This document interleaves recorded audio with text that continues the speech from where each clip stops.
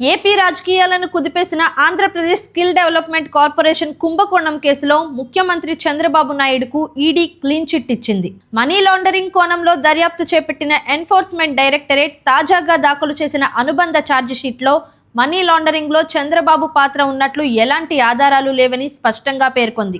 ఈ కేసులో design tech systems private limited, ఆ సంస్థ MD Vikas Vinayak Kanvelkar, Siemens India మాజీ ఎండీ సౌమద్రి శేఖర్ బోస్ తదితరులను నిందితులుగా ఈడీ పేర్కొంది. ఇదే కేసులో గత వైఎస్ఆర్ కాంగ్రెస్ పార్టీ ప్రభుత్వ హయాంలో చంద్రబాబును అరెస్టు చేసి జైల్లో ఉంచిన విషయం తెలిసిందే.